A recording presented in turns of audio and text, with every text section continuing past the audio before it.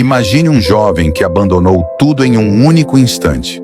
Não por medo, não por fraqueza, mas porque encontrou algo tão poderoso que mudou sua vida para sempre.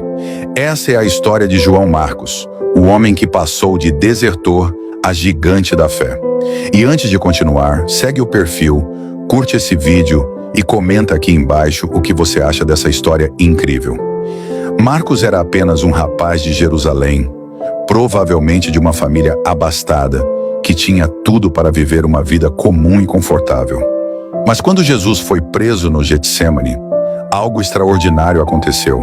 A Bíblia relata em Marcos 14, versículos 51 e 52, um detalhe curioso. Um jovem seguia Jesus envolto apenas em um lençol, e quando tentaram prendê-lo, ele fugiu nu, deixando o lençol para trás. Muitos estudiosos acreditam que esse jovem era o próprio João Marcos, testemunha ocular daquele momento histórico. Anos depois, Marcos se tornou companheiro de Paulo e Barnabé na primeira viagem missionária. Tudo parecia perfeito até que em Perge, na Panfilha, Marcos simplesmente desistiu e voltou para casa. As Escrituras não explicam o motivo, mas aquele abandono criou uma divisão tão grande que Paulo e Barnabé se separaram por causa disso. Paulo não queria mais levar Marcos em suas viagens, considerando-o indigno de confiança. Imagine a dor e a vergonha que Marcos deve ter sentido. Mas essa não foi o fim da história dele. Barnabé, cujo nome significa filho da consolação, não desistiu de Marcos.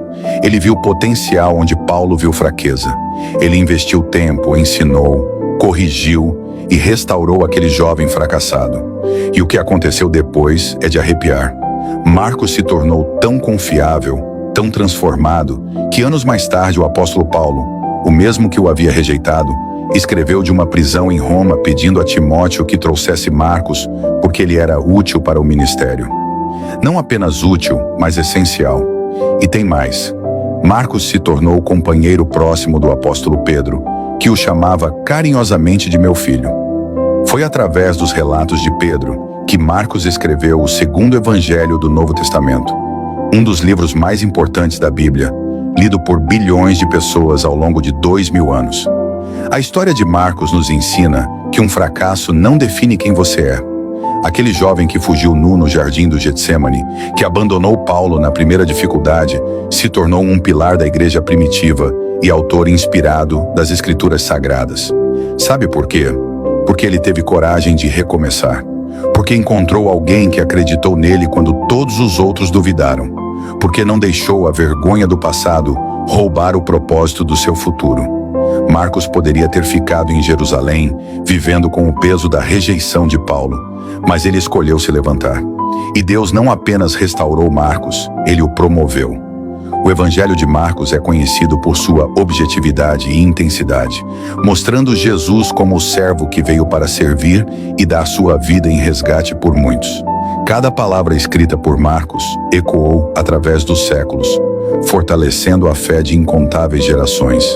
Aquele que foi considerado inútil para o ministério, escreveu um dos testemunhos mais poderosos sobre a vida de Cristo. A tradição cristã conta que Marcos se tornou o fundador da igreja de Alexandria no Egito, uma das mais influentes do cristianismo primitivo, e que morreu como mártir por sua fé, do abandono à autoria inspirada, da rejeição ao reconhecimento, da fuga à firmeza inabalável.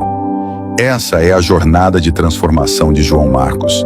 Então, se você está passando por um momento de fracasso, se alguém desistiu de você, se você mesmo já desistiu de si, lembre-se, Deus é especialista em transformar desertores em gigantes.